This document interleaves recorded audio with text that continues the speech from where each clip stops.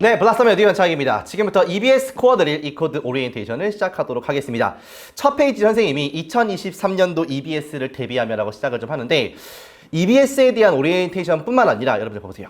고3이 올라가는 시기인데 생각보다 내가 고3 1년 동안을 어떻게 준비를 해야겠다라는 로드맵을 잘 안 갖고 오는 친구들이 대다수란 말이야. 그러니까 요 강의에서 EBS에 대한 전반적인 얘기도 좀 하겠지만은 우리가 시간은 정해져 있고 그 시간을 옆에 있는 친구보다 내가 효율적으로 써야지. 그러니까 할 건 확실하게 하고 버릴 건 좀 버리면서 내가 유리한 방향으로 좀 가야 되는데 그러한 로드맵이 없이 그냥 와가지고 그냥 뭔가 물렁물렁하게 하는 친구들이 굉장히 많단 말이야. 그러니까 어떻게 우리가 1년 주어진 시간은 똑같은데 그 시간을 남들보다 효율적으로 쓸 수 있는지, 그래서 좋은 결과를 낼 수 있는지를 갖다가 지금부터 말씀을 드릴 테니까 요 강의가 끝나고 나서 내가 사실 별 생각이 없었는데 이렇게 준비를 하면 더 좋겠구나, 나 같은 경우에는 이런 것들을 해야겠구나에 대한 기본적인 어떤 테마가 생길 거니까 잘 들어주시기 바라겠습니다. 알겠죠?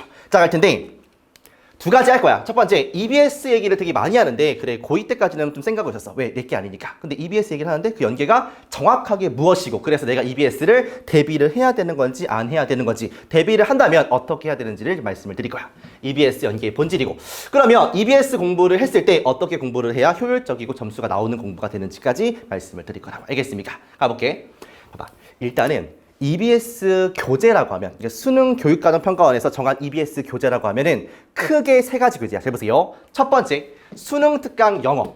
그 다음에 수능 특강 영어 독해 연습. 수능 특강이 두 개인 거지. 영어와 영어 독해 연습. 그리고 6월 달에 나올 수능 완성이고, 얘는 내가 지금 촬영 시점이 2월인데 요 친구는 나왔지만 얘 안 나왔어. 그러니까 작년 표지를 그냥 쓴 거야. 알겠습니까?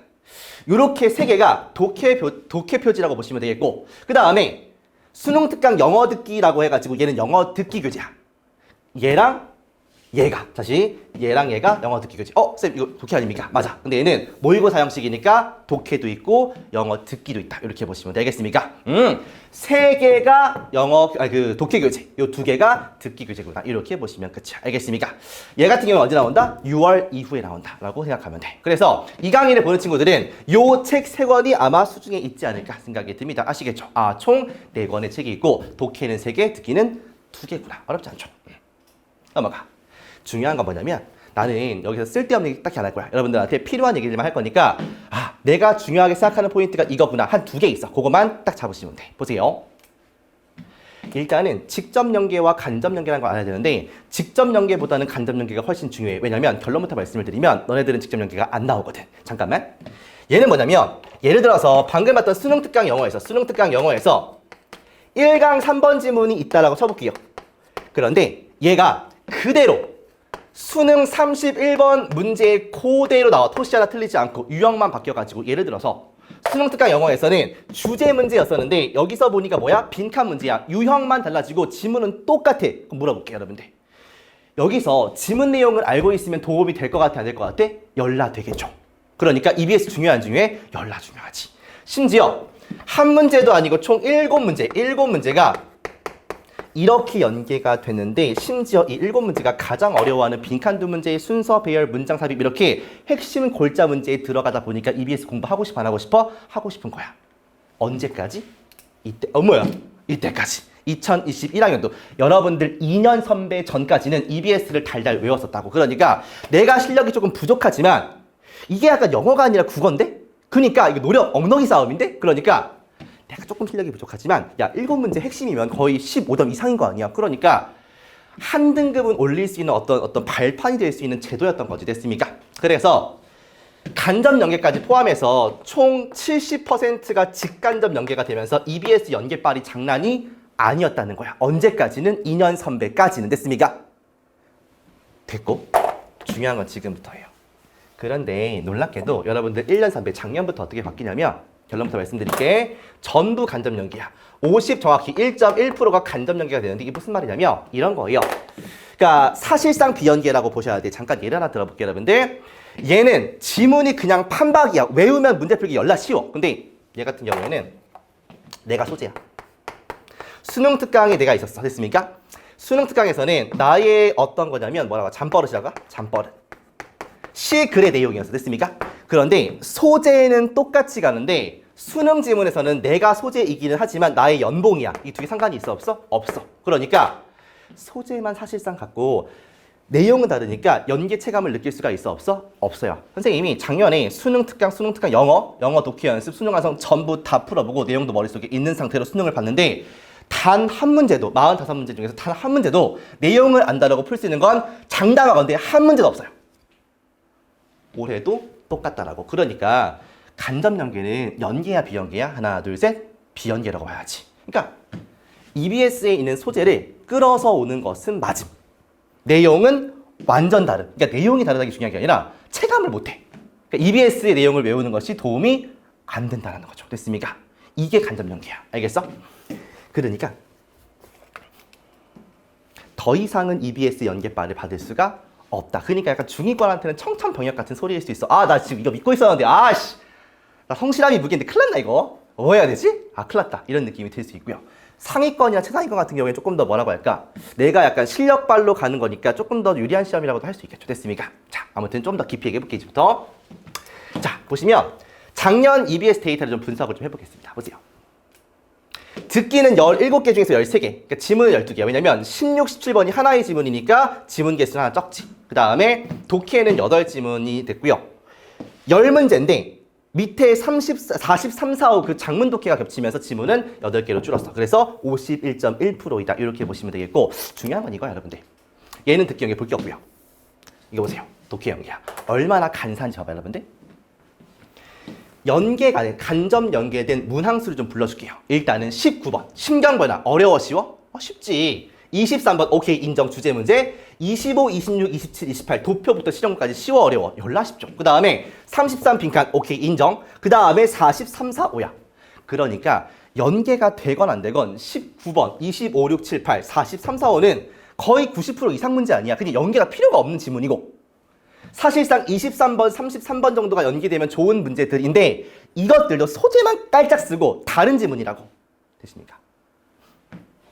봐봐. 얘는 2022학년도 수능 23번이고요. 얘는 수능 완성 4회 30번 문제고 요게 연계가 된 거야. 봐봐. 주제는 안 보이겠지만 패러다임이야. 미안해. 소재는 패러다임이야. 여기도 패러다임. 됐습니까? 심지어 나오는 과학자 이름도 토마스 쿤, 여기도 토마스 쿤이야. 그런데 주제를 보니까 여기는 과학연구에서 패러다임의 기능적 측면들이고 얘는 패러다임의 변화다. 이거 아니겠습니까? 사실상 내용이 뭐하다? 주제와 내용이 다르다. 산 증인이잖아. 나 이 질문 알아. 몰라. 근데 이거는 내가 실력을 풀었어 그냥. 그거라고요. 알겠습니까? EBS 연계에 대한 본질은 딱 이것만 기억하시면 돼. 아, 나는 작년 1년 언니 오빠들과 똑같이 나는 완전 올 비연계 세대인데 그 말인즉슨 내가 EBS 지문을 아무리 달달 외우더라도 시험장 가서 알 수가 있는 부분이 있다 없다? 단 한 개도 없다. 근데 이런 건 있어. 그러니까 열심히 공부한 친구들은 아, 컨셉이 좀 비슷하네. 아, 소재가 좀 비슷하긴 하다. 이런 느낌은 들지만 나는 열심히 공부를 했고 너희들 그럴 필요 없잖아. 지금 안 느껴져. 그게 결론이야. 알겠어? 자, 그래서 가겠습니다. 그래서 결론은 뭐냐? 결론은 2023학년도 수능은 뭐가 중요하다? EBS가 중요한 게 아니라 수능 얘기하는 거야. EBS 중요한 게 아니라 자기의 기본적인 실력이 중요하구나. 이렇게 정리하면 끝이야. 그리고 정시를 준비하는 친구들이 그러면 선생님 저 뒤에서 EBS 교재를 공부를 해야 돼요. 이런 얘기를 한단 말이야. 뭐라고? 정시를 준비하는 친구들이. 그러면 연계가 안 되는데 EBS 교재 공부해야 됩니까? 결론부터 말씀드릴게요. 정시러라고 할까? EBS에 연계가 안 되는데 EBS 공부합니까? 라고 했을 때 공부를 하는 게 맞아요. 잠깐만 이 얘기 잠깐만 해볼게요. 그러니까 수능 그 출제 문제들의 퀄리티를 좀 분석을 해보면 이건 내 생각일 뿐만 아니라 모든 영어생들이 똑같이 가진 생각일 거야. 잘 봐보세요.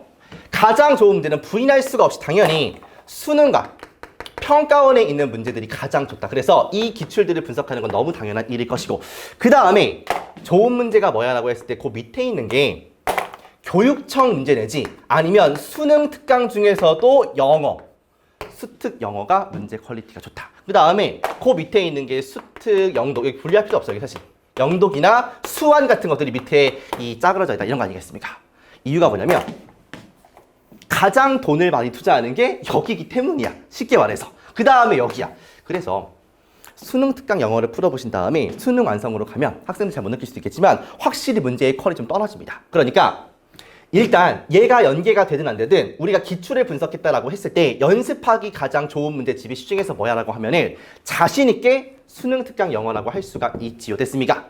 그리고 유형도 유형에 맞게 잘 분류가 되어 있고 문제 길이도 괜찮고 수능에 어쨌든 간 연계가 되는 교재라고 지정을 했으니까 다른 여기 밑에 있는 문제들 풀 바에는 수능 연계된 EBS를 푸는 게 훨씬 더 유리한 건 사실이지. 됐습니까? 그러니까 정시 보는 친구들이 연계가 안 되고 내용을 공부할 필요가 없으니까 풀 필요 없지 않습니까? 또 일리가 있는 말이지만 실전 감각을 연습하고 그 다음에 좋은 컬의 문제를 유형에 맞게 풀려면 괜찮은 교재이니까 사서 푸세요. 알겠습니까?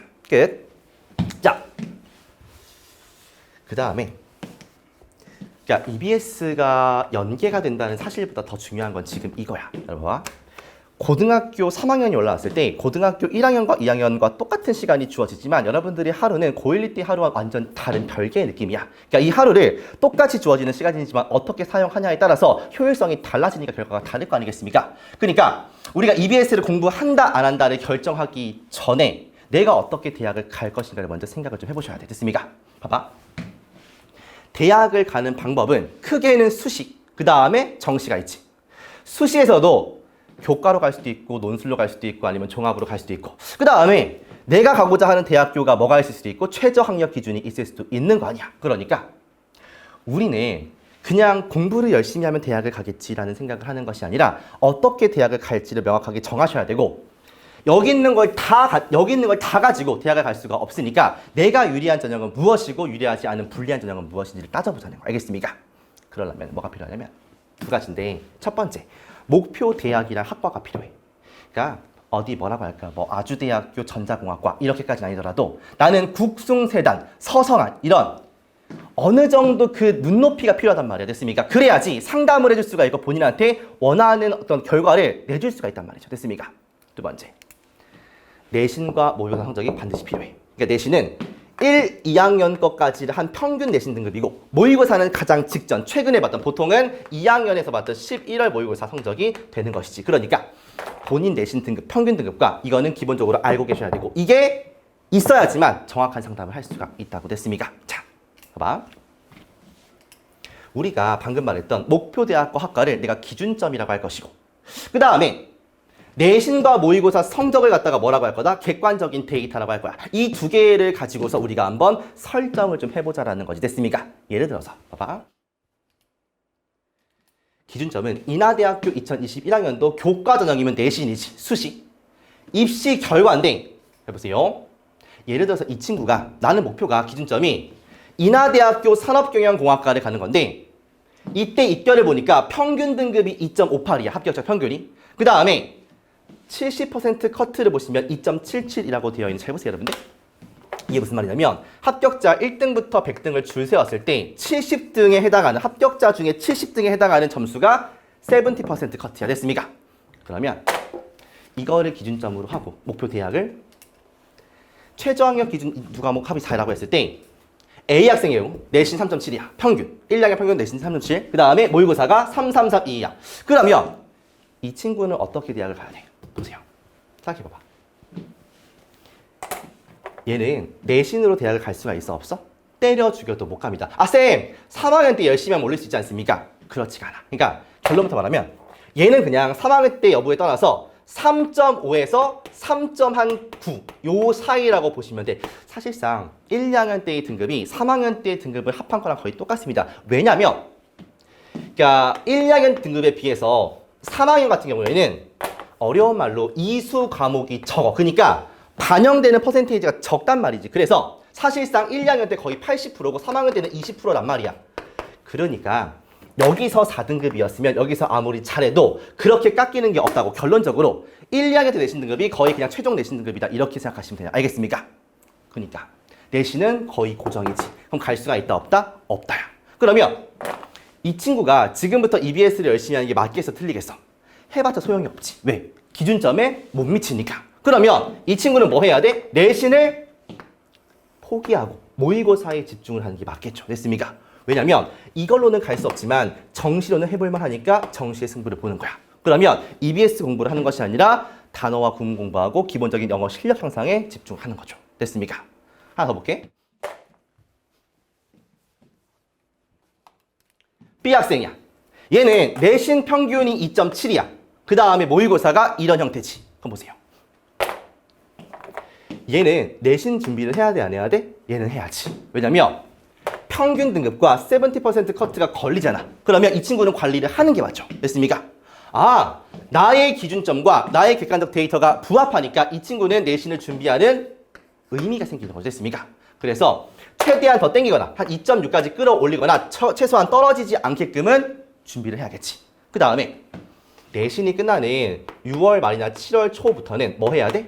최저학력 기준을 맞춰야 되니까 최소 2과목은 열심히 수능 공부를 하는 로드맵을 쓰는 게 맞겠죠. 됐습니까? 아, 이 친구는 내신을 하는 의미가 분명하구나. 왜? 가고자 하는 그 기준점에 부합을 하니까 조금 더 앞으로 땡기거나 떨어지지 않게 준비를 하는 거구나. 그 다음에 최저학력 기준도 있으니까 얘는 수능도 버릴 수가 없는 친구구나. 그래서 6월달, 7월달까지의 공부와 그 이후에 수능 때까지의 공부가 달라지는 걸 볼 수가 있겠죠. 됐습니까? 하나 더 볼까? 그러니까 중요한 건 뭐라고? 내가 EBS 공부를 해야지 하는 이유가 필요하다고. 왜 하는지. 내가 필요하면 하는 것이고 안 하면 쓸데가 없다는 거죠. 근데 대부분의 학생들이 필요하지 않음에도 불구하고 하고 있는 거야. 왜? 1학년 때 내신을 했으니까 그냥 하는 거야. 아무 생각이 없는 거죠. 이러지 말자는 거야. 알겠어? 세 번째 경우. 내신 평균 4.0이야. 모의고사 55454야. 그러면 이 대학을 갈 수는 없어. 뭘로? 내신으로 갈 수는 없다. 됐습니까? 그러면 얘가 할 수 있는 초이스는 두 가지거든. 잘 보세요, 여러분들. 첫 번째. 그냥 둘 다 약간 답이 없으니까 요 내신 평균에 맞춰가지고 대학을 가는 거야. 왜냐면 내가 아까 말했듯이 내신, 지금 1, 2학년 평균 내신은 거의 3학년 때까지가 포함된 내신이라고. 달라지지가 않아. 그러니까 내신으로 그냥 가고, 왜? 모의고사는 자신이 없으니까 요걸로 가고 그냥 운명을 기다리는 거 하나. 됐습니까? 두 번째. 얘는 변할 가능성이 없지만 모의고사는 준비하면 얘는 누적이 아니기 때문에 얼마든 변할 수 있는 포인트가 있어 없어? 있단 말이야. 그러면 잘 생각을 해보세요, 여러분들. 3월 달인데 야, 너 내신 4.0이잖아. 내신으로 가거나 모의고사로 가거나 사실 또이또이해. 근데 너 모곤 노답이니까 그냥 내신 가. 이렇게 말했을 때 어느 누가 납득할 수가 있겠냐고, 솔직히 말해서. 그러니까 나는 지금 쌓아놓은 게 이만큼이니까 1년간 노력하지 말고 그냥 운명을 기다리라. 이거 아니야. 납득이 되십니까, 여러분들? 안 되죠. 그러니까 이 친구가 할 수 있는 유일한 방식은 뭐냐면, 그래, 그냥 그래, 인정하고 대학률을 확 낮추는 거. 첫 번째. 그게 아니면 바꿀 수 없는 걸 노력하는 것이 아니라 바꿀 수 있는 거에다가 도전을 하셔가지고 모의고사를 미친 듯이 끌어올리는 게 가장 큰 방법이겠죠. 됐습니까? 그러니까 여러분들, 이런 친구들은 내신을 하는 게 의미가 있다 없다? 없다요. 그냥 지금부터 남들이 내신 준비할 때 난 조금이라도 뭐 하는 거야? 수능 준비해가지고 약간이라도 더 올리는 게 훨씬 더 가능성이 있다고요. 얘가 3.2가 되는 것은 불가능해. 이건 제로야, 제로. 0. 근데 얘는 1년 동안 열심히 해가지고 3.3333이 되는 건 가능성이 있는 거야, 없는 거야? 있는 거라고. 지금부터 미친 듯이 하면. 됐습니까? 아, 나는 A, B, C 어디에 해당하는 학생인데 앞으로 이렇게 공부를 해야겠구나 이 느낌이 좀 드시면 좋아. 알겠습니까?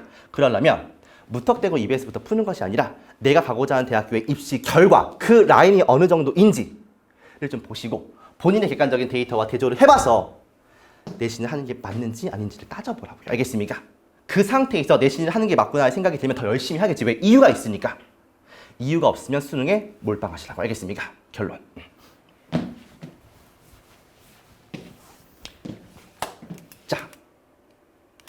결국에 이 기준점, 그 다음에 객관적 데이터가 합쳐져야만 둘 다 있어야 돼. 둘 다 있어야지만 뭐가 생긴다? 올바른 방향 결정이 생긴다. 됐습니까? 그러면 이 말인즉슨 선택과 집중을 할 수가 있다는 거야. 이게 필요한 거구나, 이게 필요 없는 거구나, 이런 것들을 명확히 분리함으로써 정해진 시간에 남들은 허튼 짓 하고 있을 때 우리는 완전히 내가 할 것만 집중하자고요. 알겠습니까? 그러면 같은 시간이지만 훨씬 더 좋은 효율을 뽑아낼 수 있을 거라고. 알겠죠? 자, 이어서 공부법 들어가도록 하겠습니다. 듣기부터 한번 시작을 해볼게. 요거는 정시를 준비하는 친구들은 무조건이고, 그 다음에 수시를 준비한다라고 해도 보통은 최저학력 기준을 갖다가 볼 거니까, 대부분의 학생들은. 그러니까 모든 학생들이 다 들으시면 돼요. 알겠죠? 가보겠습니다. 봐봐. 일단은 이거부터 해. EBS 펼치지 말고 얘부터. 2022학년도 6월, 9월 수능 듣기 문제를 먼저 풀어보세요. 쌤, 저는 학원 모의고사를 보면 항상 5개씩 틀립니다만 쌤이 하란 대로 풀어보니까 다 맞아요. 그러면 너는 실력이 다 맞는 실력이야. 알겠어? 그러니까 기준이 EBS 문제집이나 아니면 학원 모의고사나 그런 게 아니라 기준은 얘여야 돼. 그러니까 다 맞아. 그러면 다 맞는 만큼 시간을 투자하면 되고요. 한 3개씩 틀려. 그럼 3개씩 틀리는 만큼 시간을 투자하는 게 맞다. 그러니까 모든 학생들이 똑같이 듣기 공부를 할 필요는 전혀 없다는 거 알겠습니까? 오케이. 그러면 본격적으로 좀 얘기를 해볼게요. 2022학년도 듣기 정답률 되겠습니다. 보세요. 97, 97, 97, 97, 97 이래요. 그러니까 한 문제를 제외하고서 전부 다 88% 이상이고 14문제가 90% 이상이야. 그게 무슨 말이야? 듣기는 어때? 쉽다는 거야. 아, 쌤, 작년이 쉽다고 해서 올해도 쉬울까요? 네, 쉬워요. 장담할 수 있습니다. 왜냐면 평가원 정부 측에서는 듣기 난이도를 올리기가 되게 어렵습니다. 왜냐면 듣기를 올려버리면 사교육 조장, 유학 조장을 하는 것이기 때문에 이거는 정부에서 절대 올릴 수가 없는 것이다. 작년도 이와 비슷할 것이다. 알겠습니까? 그러니까 정답률이 95% 넘어가는 게 수두룩한데 엄청 투자해야 되냐? 그것은 난 아니라고 보는 거죠. 근데 그 기준이 뭐냐면 얘를 풀어보라고요. 다 맞아. 그럼 적게 해. 3개씩 틀려. 그럼 많이 해. 왜? 중요하니까. 알겠습니까? 그러면 본격적으로 어떻게 공부를 좀 하시냐면 기본적으로 듣기는 블라썸에서 제공하는 그 용지가 있어. 그러니까 1주차 때 어디부터 어디까지 하고 그 다음에 듣기 공부를 어떻게 좀 하는가에 대한 가이드라인이 기본적으로 제공이 됩니다. 그걸 보셔도 되지만 조금 더 현실적으로 축약해드리면 이거야. 문제를 끊지 말고 EBS 수능 특강 영어 듣기 1강을 푸세요. 그러면 1번부터 6번까지 풀어. 됐습니까? 그 다음에 채점을 해. 그리고 나서 다시 듣지 말고 틀린 문제만 다시 한번 풀어보면 돼. 예를 들어서 5번을 틀렸어. 그럼 5번만 다시 들어. 알겠습니까? 그거 건너뛰기 해가지고 다 맞았으면 한 번만 듣고 넘어가시면 끝이야. 알겠어? 그 다음에 이 책을 보시면 어떻게 되어 있냐면 수특 영어 듣기 본교재가 이렇게 있고 그 다음에 해설집이 있죠. 이 본교재 안에 뭐가 있냐면 문제 세트와 그 다음에 딕테이션 세트가 있어요. 됐습니까? 여기는 뭐가 있냐면 이렇게 스크립트가 있고 빵꾸 뽕뽕뽕 뚫려 있어. 들으면서 채워보라고 됐습니까? 그런데 잘하는 친구들, 그러니까 다 맞거나 하나 틀리는 친구들, 뭘 기준으로? 평가원 듣기를 기준으로 다 맞거나 하나 틀리는 친구들은 요거 하지 마세요. 그러니까 문제를 풀고서 틀린 문제만 다시 한번 풀어보고서 그 다음에 바로 해설지로 가. 그러면 해설지는 뭐가 있냐면 이렇게 빵꾸 틀린 스크립트가 아니라 완전한 스크립트가 있고 단어 같은 것도 정리가 돼 있을 거라고 됐습니까? 여기에 가서 스크립트로 가서 어휘와 표현만 정리를 하는 겁니다. 내가 모르는 어휘 혹은 아는 어휘지만 발음이 좀 특이한 것들 이런 것들 아니면 표현 같은 것들을 정리하면서 독해처럼 한번 쭉 읽어보는 거야. 됐습니까? 해석 쭉 하면서 아 이런 내용이구나 이렇게 생각을 하는 거야. 아 쌤 그러면 연계니까 요거를 암기하는 소리입니까? 절대 아니야. 내가 뭐랬어? 간접 연계라고요. 그러니까 암기하지 말자고. 왜? 효율성이 떨어지니까. 암기를 한다고 문제를 잘 맞추는 게 아니란 말이야. 됐습니까? 그러니까 표현만 정리를 하고 그 다음에 어휘나 표현은 독해에도 나올 수가 있는 부분이니까 영어 실력을 신장시킨다는 생각으로 가시면 돼요. 알겠습니까? 만약에 내가 3개 이상 틀려 수능 평가원 듣기를 보니까 그러면 이 친구들은 미안하지만 딕테이션을 가서 먼저 채운 다음에 4-1로 넘어가시면 돼요. 알겠습니까? 그러니까 이 과정이 추가가 되는 거지. 알겠지? 그런 다음에 스크립트를 본 상태로 들으면서 발음과 표현 다시 한번 확인하시면 끝나요. 그러니까 여기에 있던 친구든 결국에는 얘도 채우고 오면 이걸 볼 거 아니야. 그러면 본 상태에서 들어. 알겠어? 그러면 아, 이 어휘가 이렇게 발음이 되는구나. 표현 이해됐어. 이런 식으로 한 번만 듣고 끝내라고요. 됐습니까? 끝. 오케이? 그러니까 잘하는 친구들 같은 경우에는 나는 개인적으로 딕테이션은 크게 필요가 없다라고 봅니다. 근데 단 뭐가 있냐면 어휘나 표현은 정리를 좀 해주셔야 돼. 알겠어? 요거는 필요하다. 알겠지? 잠깐만, 왜 그래요 근데? 이렇게 질문할 수 있잖아. 꼭 듣기를, 아니 간접 연계를 하면서 듣기를 꼭 EBS 듣기로 해야 돼요?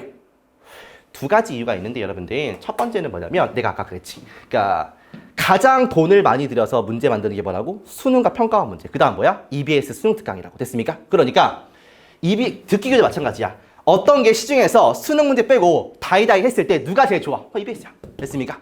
유형별로 잘 나와 있고 얼마나 좋아. 그리고 간접 연계도 어쨌든 연계 아니야. 그럼 굳이 다른 문제집보다 예쁜 게 낫지 않겠습니까? 그 다음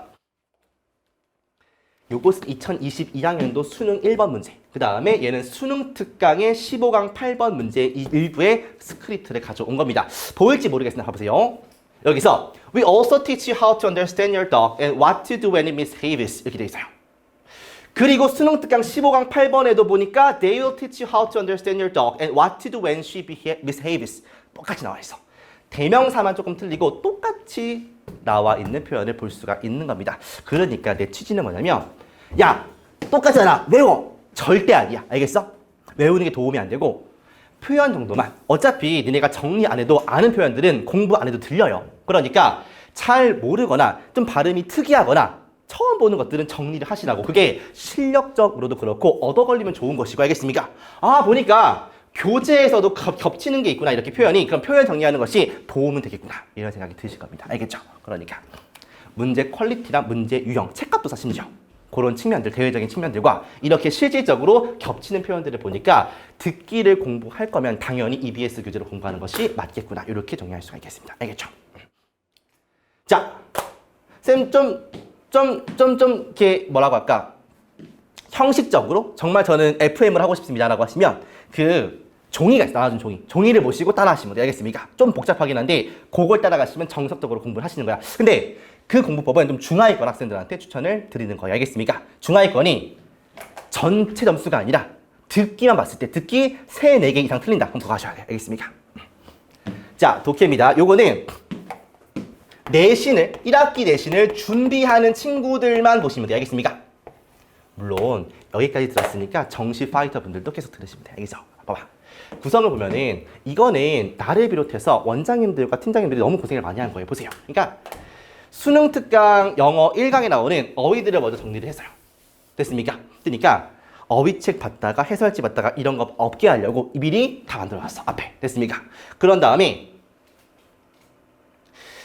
교재를 보시면 여기에 잘 안 보면 알겠지만 보면은 어법 표시 따로 해놓고 그 다음에 볼드체로 연결사 따로 해놓고 그 다음에 어휘 중요한 거 점선 표시해놓고 색칠 들어간 거는 주요 단어나 문장으로 표시가 되어 있습니다. 무슨 말이냐면 강의를 들으면 훨씬 더 효과가 배가가 되는 것이고 그 다음에 강의를 듣고서 시험 직전에 복습할 때 뭐가 중요할지를 딱 펼치는 순간 다 있을 거라고. 이거 보면 끝이야. 알겠어? 그러면 바로바로 찾아가시면 끝이라고. 알겠습니까? 그래서 이렇게 표시를 해둔 다음에 요 표시된 걸 바탕으로 옆에 해설이 나와 있어요. 기본적으로 이 글의 제목과 주제는 다 써있고 됐습니까?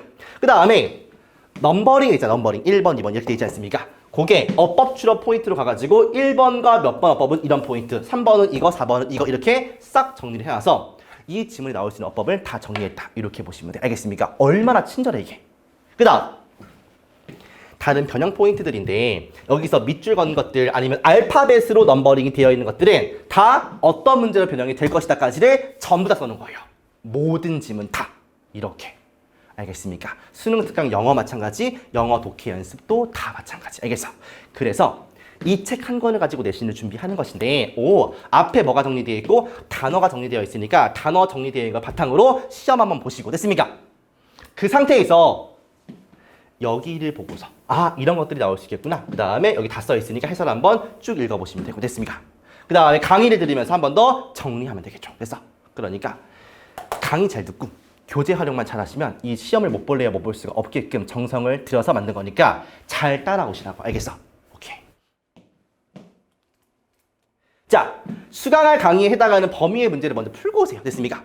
그런 다음에 강의를 수강하시면 돼. 그리고 나서 뒤에 딸려있는 워크북 복습 및 문제풀이는 알아서 하시면 되겠죠. 됐습니까?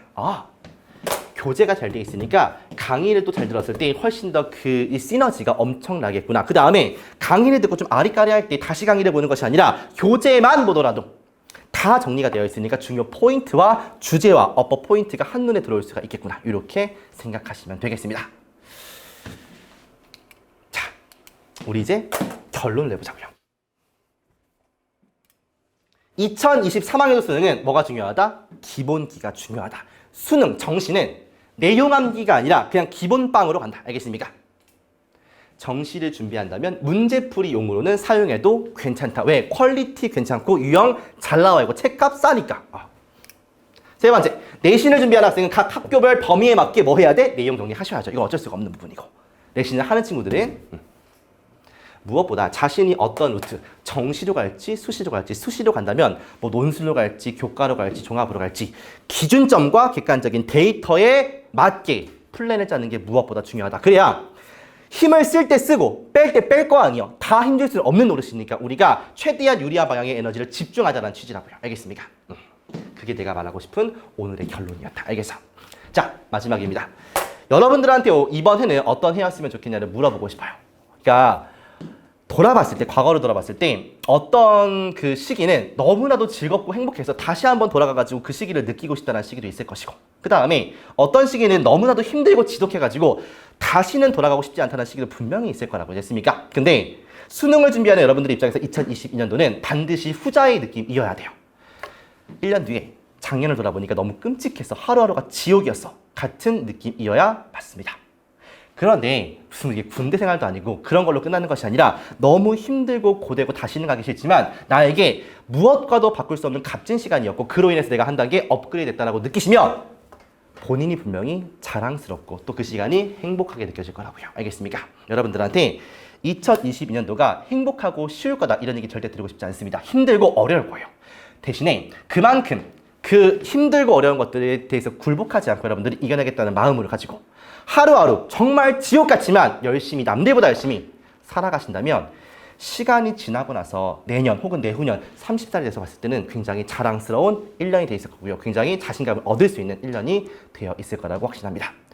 모두들 할 수 있을 거라고 확신하고요. 쉽지 않은 길이겠지만 어떤 마음을 갖냐에 따라서 분명히 다른 결과가 있을 거라고 생각을 합니다. 화이팅 하시고요. 저도 1년간 여러분들 옆에서 늘 응원하고 진짜 하나라도 더 잘 되라는 마음으로 강의하면서 같이 달리도록 하겠습니다. 수고했고요. 우리 승리의 그날까지 화이팅 하도록 합시다. 수고했습니다.